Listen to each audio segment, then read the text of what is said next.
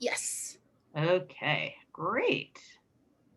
Let's go ahead and get this into, great. And you can see him now? Yes. Wonderful. Okay. I have been saying through this whole thing that the day that we get all of the technology right and we don't forget to unmute ourselves and we have everything perfect, that's the day we really need to worry because we're all human beings, we're not robots. So let us embrace our humanness and move on with the presentation. Like I told you, I'm the National Program Manager for Travel, Tourism, and Interpretation for the Forest Service.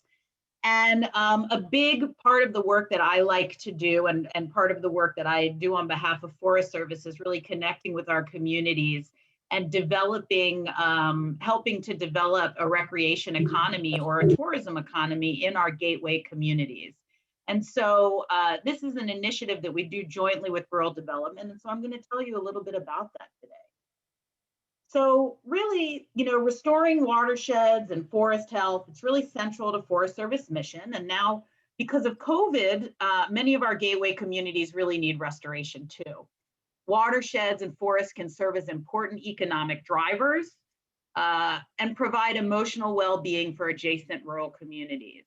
Jobs and businesses in natural resource management, tourism, recreation, hospitality, even renewable energy. All of these sectors really strengthen the distinctive character and the vibrancy of the surrounding areas and offers opportunities for the communities that are close to our forests.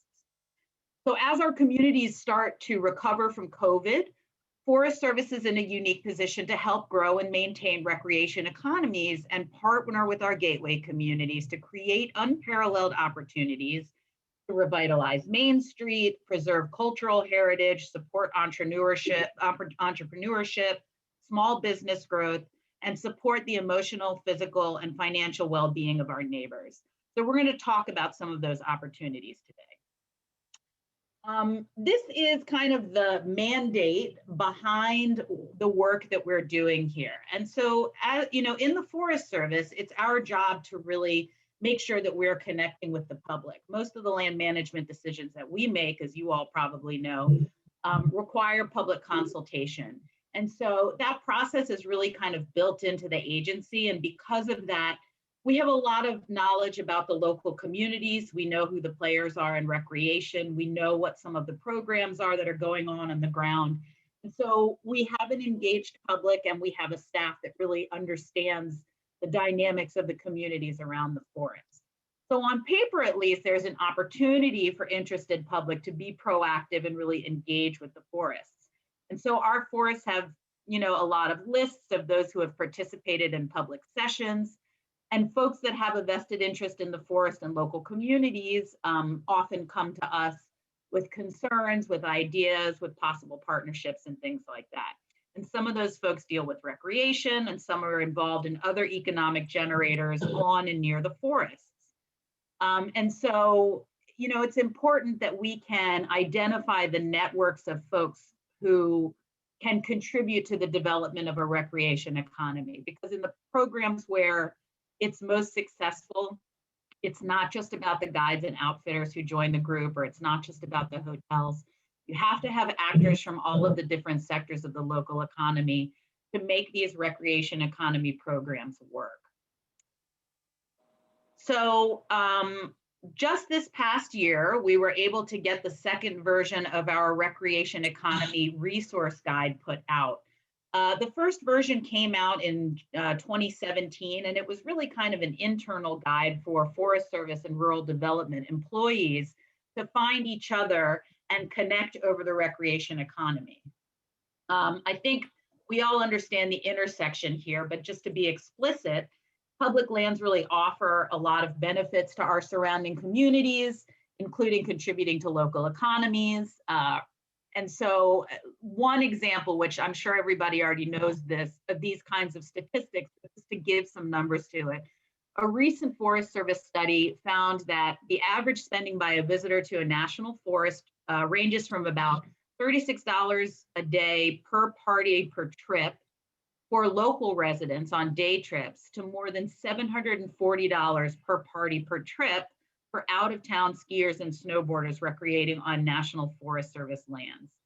And so this recreation economy resource guide is the way that USDA is kind of reaching out to the public and to our partners and communities to help our Forest Gateway communities access a share of that spending. One of the main challenges that I have seen and that I know is common for our rural communities is accessing financial services. And so really what we're doing with this resource guide and what the initiative between Forest Service and rural development is doing is to put communities in touch with rural development staff in their particular area and help identify what are the right tools and that they can access business services, grants, trainings, and things like that. And so, that piece of the hand holding and of identifying who the candidates are for these loans and sort of matching people up with somebody in rural development who's really knowledgeable about these processes has really been powerful and has unlocked a lot of potential in several communities that have had a lot more success accessing funds through rural development and developing these kinds of recreation economy partnerships in their communities.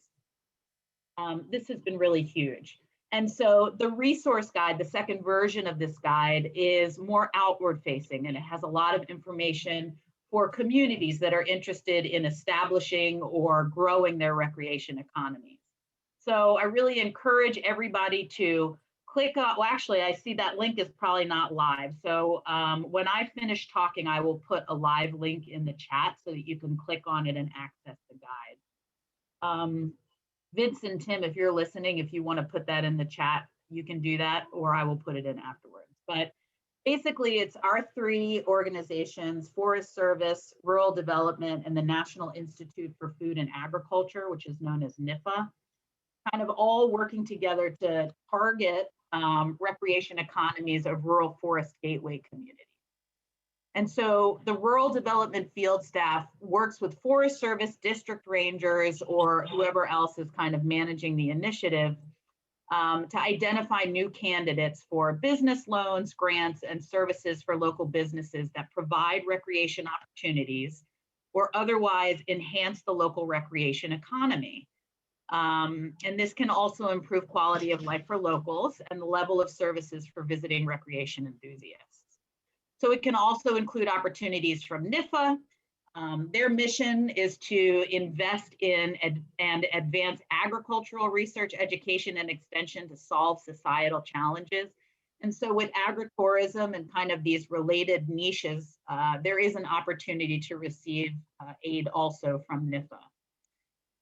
The objective is really, though, for this program is to have rural development field officers work with Forest Service officers to identify potential loan candidates from that community of people who we work with on recreation, and tap into that local knowledge about who the players are and what might be some potential projects. So I wanted to talk about a few of our success stories. And, a key to a lot of these projects is that it was the community that started the engagement. The Mon Forest Partnership, I think it was actually the Monongahela Forest that started it, but in all of the other situations, it was the town themselves. Let's see, we'll talk about Ely, Nevada, which is in the top right-hand corner first. They've been holding recreation meetings over the past 3 years. In this past late June, they brought in the Park Service RTCA program to present and talk about possible benefits they can get from that. They discuss larger long-term planning. They've even proposed the development of a trails construction curriculum for local community colleges in Nevada to help grow the program. And so they have a lot of local partners, including the Forest Service. Our district ranger, Jose Noriega, has been attending these meetings for several years. Their White Pine County Tourism Director, Kyle Horvath, is also engaged, and USDA Rural Development, their representative, Kelly Clark, who's out in Nevada, is also participating in this. So really, the guide is about how do you get folks together and how do you find the representatives from the agencies. But I think you guys know that the real magic and the real momentum from these kinds of initiatives really come from the community. Let's see. So another example also in Nevada is the city of Caliente. They did an outdoor recreational tourism assessment impacts and opportunities grant project. And again, that was through a grant from Rural Development. They generated a 3-workshop series and an economic impact study, and the study estimated an impact of $636,000 in income and 9 jobs by adding 10,000 mountain biking visitors for the current businesses in Caliente. And so they basically broke down the number of visits and turned that into a dollar amount per visitor. Lincoln County and specifically Caliente are challenged to capture direct expenditures because they're not sure, if people are mountain biking or if they're just coming for day visits and things like that. But basically, they have really structured all of their decision making around developing the town of Caliente as a tourism community. They had workshops involving local community groups and over the edge consultation group. They talked about what services would help them capture businesses from mountain biking visitors and the need for working collaboratively to service the outdoor visitors.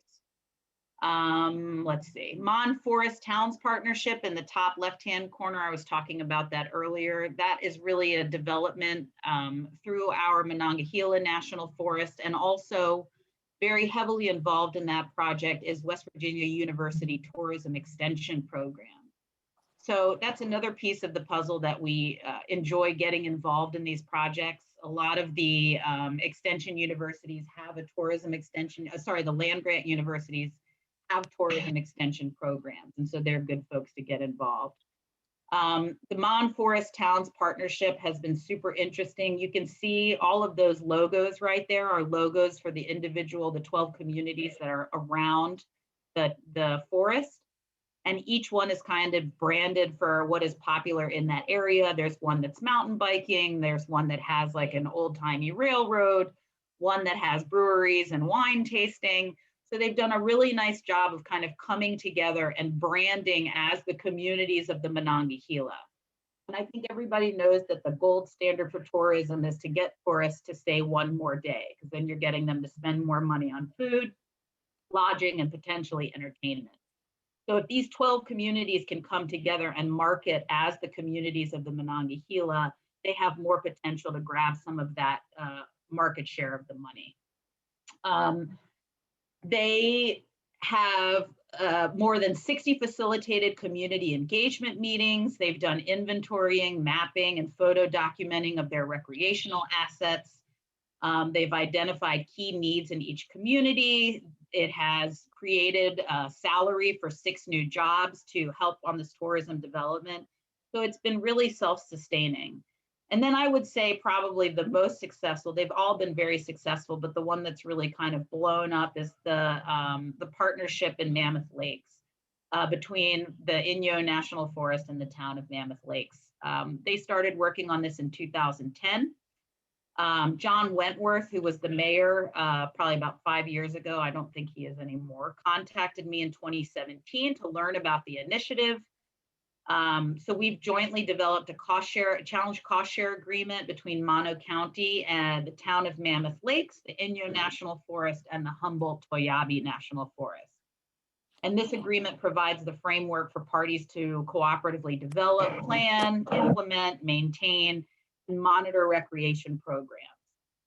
And they are super duper successful. I actually just got an email from their collaborative today that they're starting a new program in town called Town Hosts, so that when visitors come to town, there are people in highly trafficked areas that can help them with any safety issues because of COVID, and also tell them where the trails are. And so all of these projects have really been lovely and kind of self-sustaining over several years. So the joint work between Forest Service and Rural Development helps get the ball rolling, but it's really the kind of growth of the community and the access to funds, which comes from rural development, that has kept these initiatives sustainable over the years. So I think that's it for my section. And again, there are lots of other excellent examples of case studies and success stories in the guide. And so I will post that in the chat. And now I am going to stop sharing my screen and pass it over to Tim and Vince. Thank you, Toby. So I just kind of want to build on a lot of what Toby just went through so great in that, one, rural development's not a land management agency. We're primarily a finance type agency, and so we're working with all kind of partners out there. So Tim and I are part of the Innovation Center, and there's our contact information. Our mission is rural areas and small towns. We have over 40 programs to assist communities, nonprofits, for-profits, all kind of organizations to meet their financial needs. Next slide, please. So we have about 4 regions, 47 state offices, 400 area offices, and the national office. I think we have about 4,500 employees in total.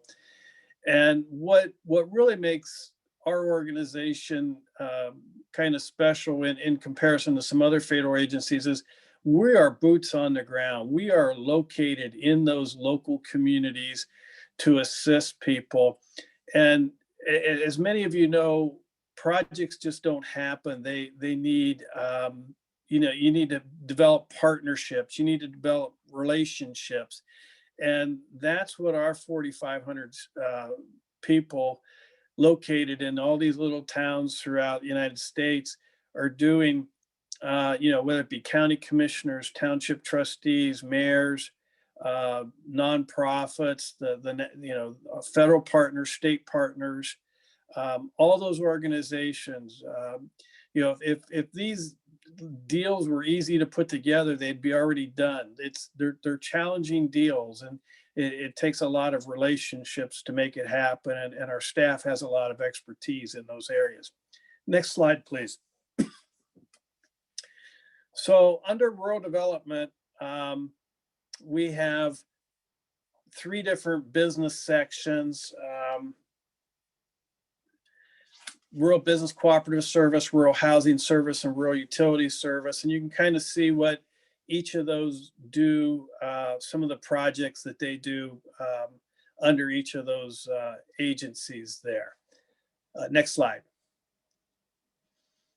So I like to kind of brag a little bit about what some of our accomplishments are. We have a portfolio of $232 billion. We would be one of the larger banks in the United States if you compared us to private sector. In 2019, we put out about 28 billion, and that consisted of 25 in loans and 2.3 in grants. So obviously our grants are somewhat limited. Our loans are typically all going to be long-term, lower, below market interest rate. Just to give you an idea, excuse me, where the money went in housing. Many communities have housing shortages, need for a lot of different types of housing. So 15 billion in housing and multifamily, 1.7, business development, 2 billion, community facilities, excuse me, water and environmental, 1.7, electric, 5, and broadband, 278. And we all know the importance of broadband right now. So, excuse me. Next slide.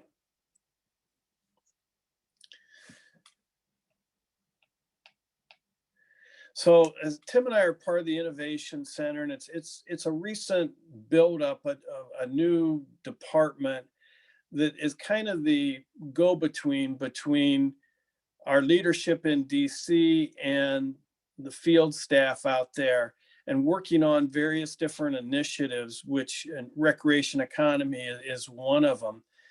We have a regulations division where we streamline that, utilizing a lot of data now to make smarter decisions, to make sure our investments are working correctly. And then the partnership division, which Tim and I are, and in building relationships with like the Forest Service and other federal land managing agencies out there. Next slide. So I like this slide because with our 40 programs, you know, whether a community needs housing or a first responder, an ambulance, a fire truck, they need a community center, whether they need a library or a jail, hospital, business development, telemedicine, strategic planning money, all those programs, you know, we have an opportunity to do some of those programs that the community needs. I was on an interesting call the other day, and they brought up a concept I really hadn't thought of: the difference between funding and financing.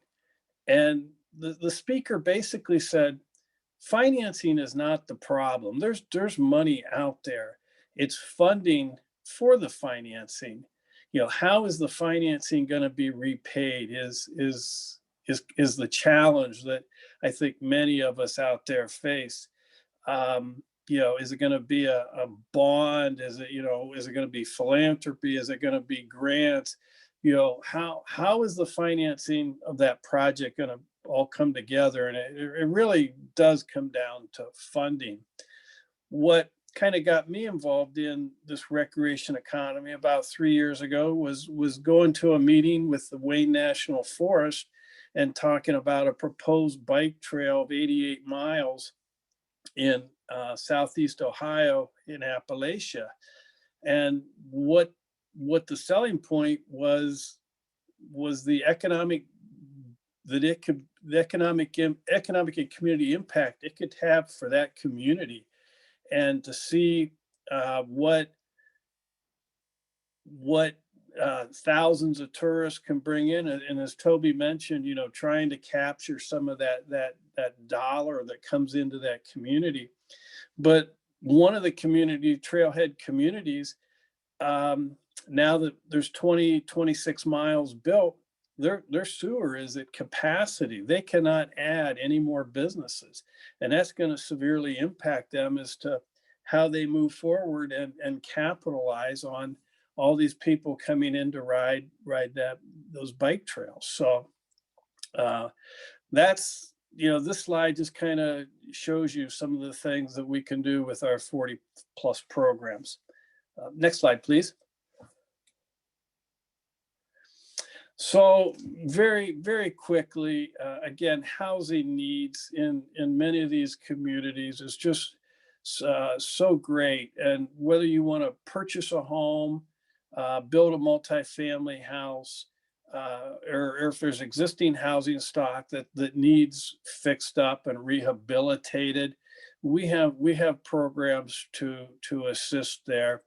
A lot of our single family housing programs are like 100% financing with a below market interest rate. So you can get in with very little money out of pocket.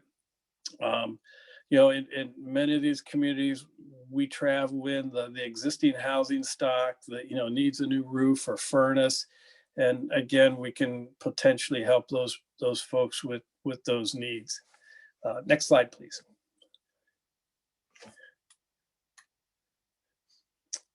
Community facilities is a great program.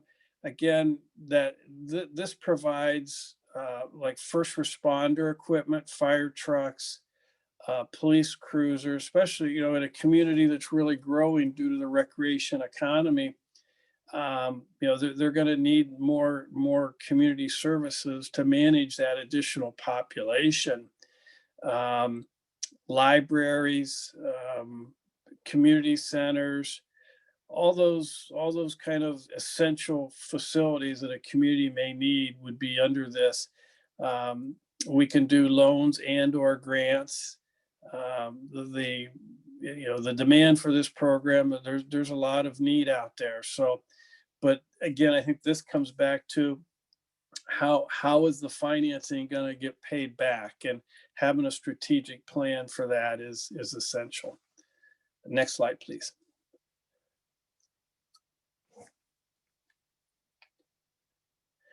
Again, back to the community that is going to grow, but they need adequate water and sewer to make that happen. And these aren't $500,000 projects. A lot of these are 5, 10, 15, $60 million projects, and it just doesn't happen overnight. So a community has to get prepared and know what direction they want. So having a strategic plan, maybe partnering with other funding sources is going to be key in order to make that happen. Next slide, please.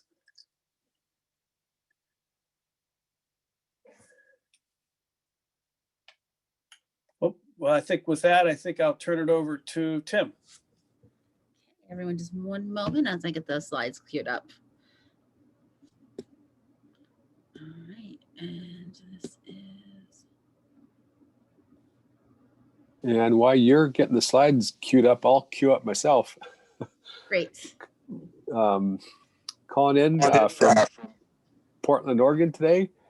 Pleased to be here. Appreciate it. I'm going to kind of take over from Vince on where he left off on talking about our programs. And I'm going to talk about some examples of what we've actually have funded with the recreation funding that both Toby and Vince mentioned. Is the slide presentation up yet? Is it showing? I can't. Do you see it? I see your profile, and that's it, and Okay. me from the right-hand corner. Hang on. All right, just bear with me for 1 second. Apologies, everyone. All right. Yeah, like Toby said, we've had a little bit of technical difficulties this morning, but we're powering through. All right. I think that was the last of Vince's. That's what I thought, but this is the one. I apologize. If you please talk, and I'll get this queued up as we're moving along. Okay, yeah, I'll go ahead and basically go ahead and run through it. But the next one I was going to talk about is some of our broadband telecommunications programs that we have available. USDA, we've been around a long time. A lot of our programs actually got started out of the Great Depression of the 1920s and 30s when there wasn't a lot of credit available in rural areas. So Congress started some various programs. One of them was telephone electricity. So we have these telephone electric programs that we've had for a long time. And of course, with changing times, they've started use these avenues for funding broadband in rural areas. And so we have several broadband programs available, two major infrastructure programs under loans, two grant programs, and one pilot program, which is not really a pilot anymore now that it's in its third year. And like Vince said, some of the numbers we were put out, I think about 1.4 billion in telecommunications programs funded in the last few years. And of course, broadband is critical in a lot of our rural areas, especially with the way that COVID is really exposed to the digital divide. And it's an important part of moving forward with our rural communities, that particular program. So next slide. Another kind of one of our major milestone programs is our business industry loan guarantees. This is specifically for rural businesses on the funding some of their capital needs, whether it's working capital, purchasing equipment, purchasing buildings, land, and things like that. And we see a lot of potential in this with the recreation industry, especially on the outfitter side, on the guide side, and some of those other types of activities where, again, oftentimes credit isn't available. And this is a guarantee program, which is different from our direct ones, where we actually work with a commercial bank and they make the loan and we guarantee it. So there's a lot of opportunity, I think, to grow rural economies in the recreation space with this business industry loan guarantees. And out west here, we've used it before on Forest Service land with funding specifically ski resorts. Next slide. We also have energy programs. And again, as an example, in 2019, I believe, A ski lift in Washington State used this program to put some energy efficient ski lifts in. So again, I think it isn't necessarily the programs that we're covering, but the project part that would be important. And I think, like Vince mentioned, would be a good point of entry to talk about your potential projects to find the right source of funding or the right program for that. Next slide. So for some success stories that we actually have funded that are using our rural development funds. This Vermont Community Facilities $175,000 grant was to help develop a 14-mile stretch of railway bed into a year-round transportation corridor. And it's part of a 93-mile trail known as the Lamoille Valley Rail Trail up in Vermont. And so this project included the surface, the access, drainage improvements, vegetation clearing, and basically cost of with that 14-mile stretch of trail. And the second one is the North Carolina Community Facilities Loan for $5.9 million. It's basically was purchase and develop Stinger Park to be used by Bessemer City in North Carolina. Again, the park contains trails, playgrounds, a splash pad, concessions, and restroom buildings. So a good example of a community using a loan program to actually purchase an outdoor asset for the use by the community. Next slide. Okay, let's see. Again, Vermont Community Facilities, the $164,000 grant for the Vermont Land Trust to build a 400-foot boardwalk. The Michigan Community Facilities loan of $1.4 million for the Tuscarora Township downtown area for streetscape improvements. And the Ohio Rural Business Development grant of $79,000 for to provide training, technical assistance, and access to capital through a revolving loan fund designed to help current startup ventures for products and services for the outdoor recreation economy. Next slide. I did mention the ski lift up in Washington State, $1.75 million loan for energy efficiency improvements. And then again, using the Nevada examples that Toby mentioned, guaranteed business loan for $2.4 million to provide some helicopter purchases for a ski lift business. Next slide. Toby did mention the recreation resource guide. There are more examples that are talked about as far as some of the funding. And we're continuing to collect these types of activities because at our bigger picture at the agency level, we haven't really been capturing this. And so that's one of the activities that Vince and I have been doing, primarily Vince, of capturing some of the examples of where we are funding recreation projects. And that's what we have an internal task force that we've set up that we're kind of, again, helping our staff understand the financing needs in this space because it hasn't been a focused area, it's been scattered here and there.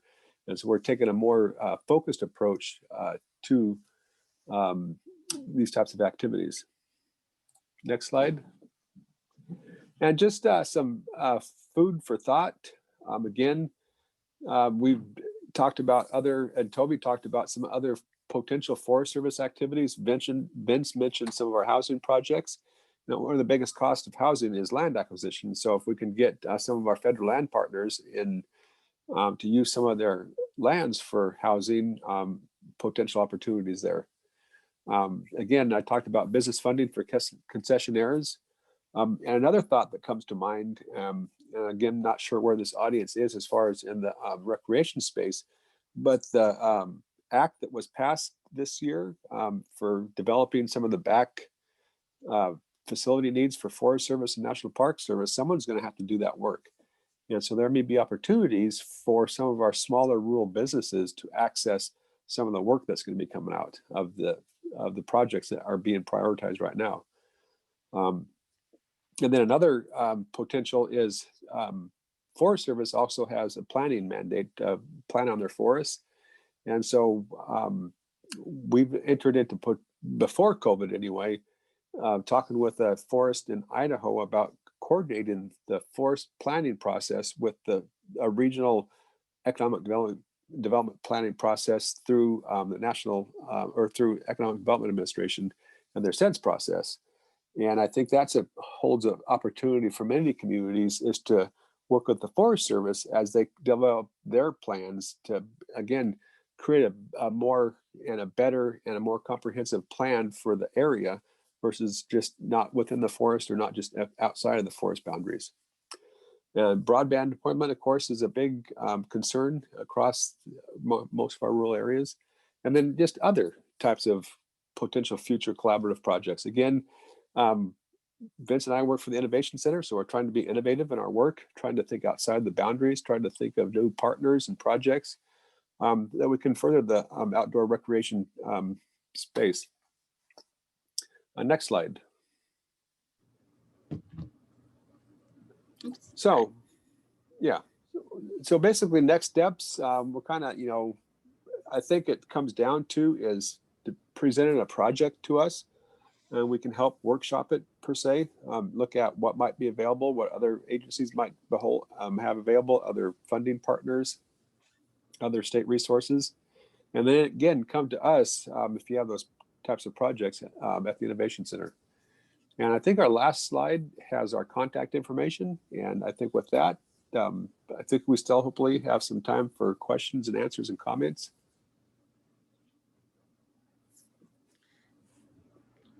Thank you so much for that.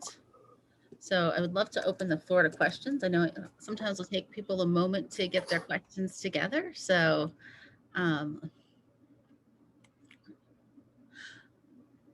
okay, so I've got one here. And small rural communities often lack the staff to be aware of grant opportunities, let alone apply and manage them to help develop recreation facilities and programs. What strategies/resources are there to assist? My nonprofit has stepped in to provide some coordinating leadership, but for a small but eventually important trail in rural parts of Thurston and Pierce counties in Washington. But who can fund us to do this type of work? Do you have any insights into that or any suggestions in terms of planning and capacity building for getting technical assistance out there? I think the National Park Service has staff in each of the states that does that type of technical assistance.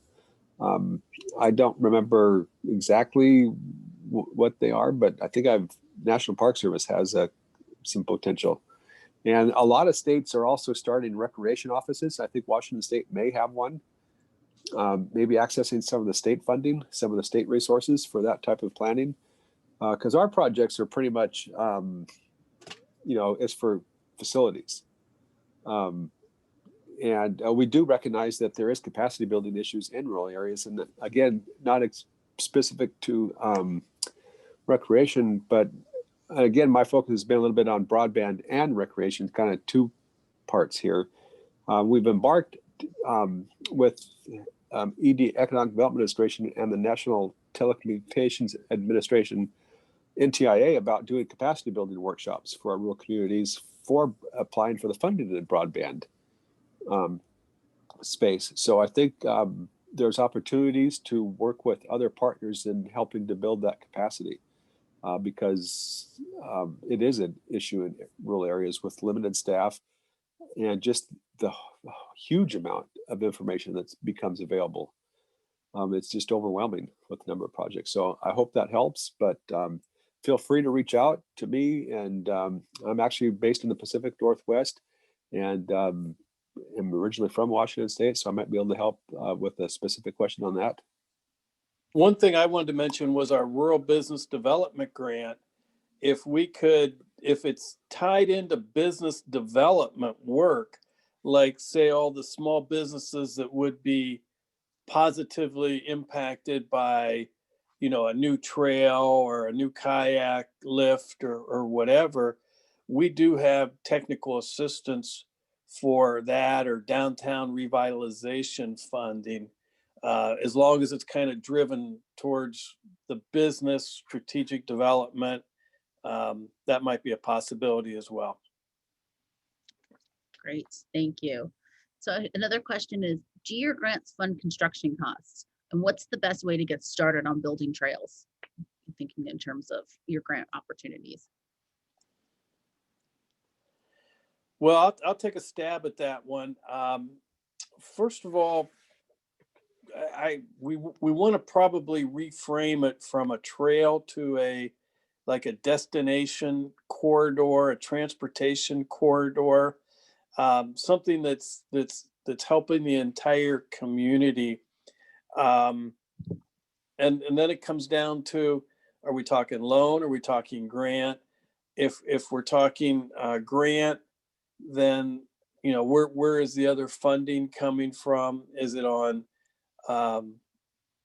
public land, or is it like on national forest land? So there is some possibilities, and that's where having a sit down maybe with Tim and I, or a virtual call with Tim and I, kind of weed out a little bit of the details, and then we can present it to the appropriate state folks to see if we can continue the conversation. All right. So then the next question we have is, do communities need current county master plans to apply for your programs? We encourage communities to have a plan. It's not a required, but actually they can tap into some additional funding and get additional points scored towards their application if they're a part of a strategic plan. Yeah, and I think some of the other resources out there are, EDA, I've mentioned them a few times. They have community economic development strategies where they do community planning. We have our a new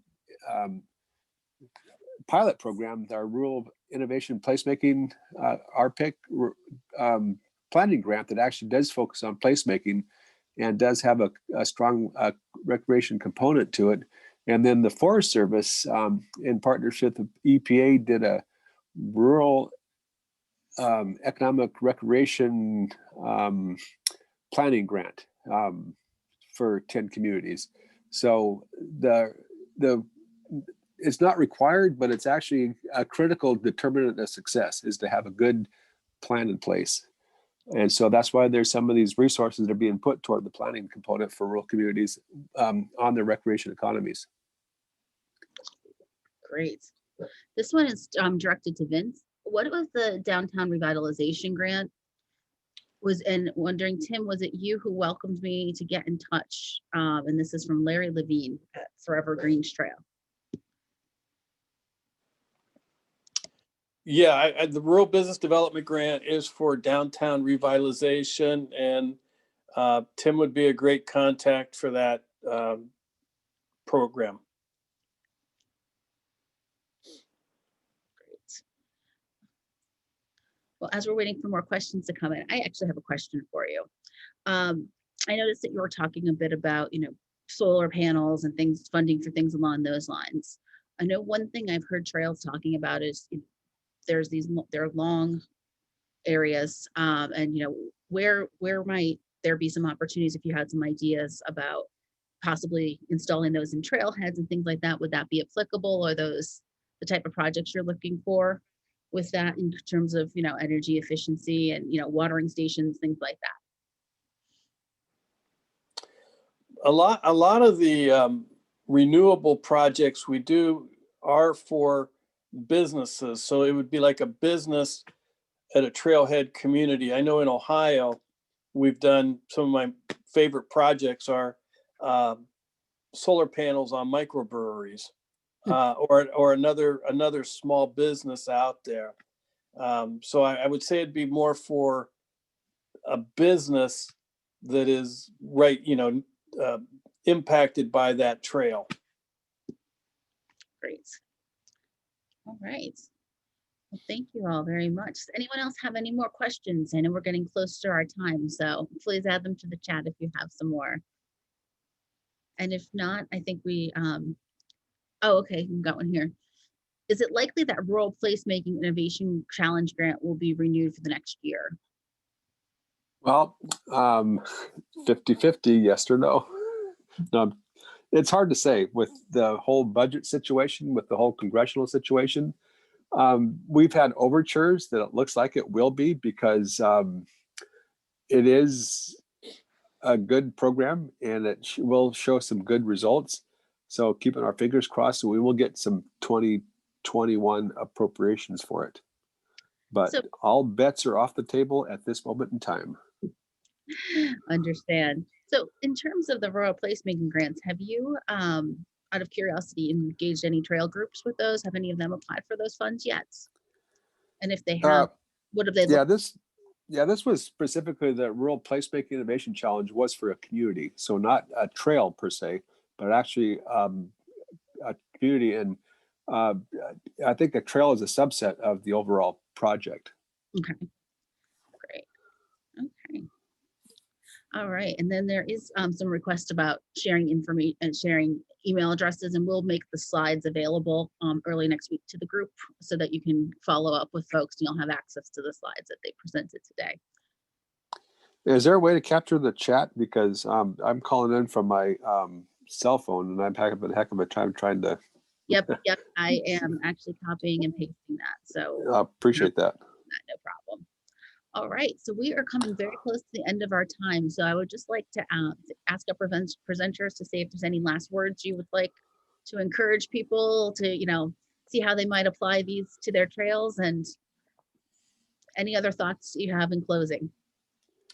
I guess one thing I would like to say in closing is you saw the amount of money that USDA Rural Development put out each year. And when I go visit a community, I challenge them. Did you get your fair share of whether it be housing or business development or infrastructure? And if you didn't, then let's have a conversation and let's find out if there's an opportunity for you to tap into some of that money. Tim? Yeah, I guess my words of wisdom, if you don't first succeed, try again, because we're not the easiest to deal with sometimes. Not the quickest, but if it's a good project, it probably will get it at some point funded, and just keep at it. Hi guys, I will just say I'm always interested in new opportunities to institutionalize this work in the Forest Service. So if you have some ideas on how we might be able to help you with your project, please feel free to keep me posted. I just posted my email in the chat and I'd be very happy to be in touch with anybody who would like to talk. So take care. Well, thank you all so much. This was very informative, incredibly helpful. And I thank everybody for being here today. Hope you all have a very great holiday coming up. And just for all the trail folks on the line, we do, in terms of other resources, our trail apprentice grants are due early next week on the 26th. Very easy application. So if you're interested in applying for an intern on your trail, please visit on your National Scenic or Historic Trail. Please visit the PNTS website and you can get access to the application there. So thank you all very much. Valerie, thank you for hosting. Oh, thank you for being here. If you wouldn't mind to stay in the line for just one moment afterwards, the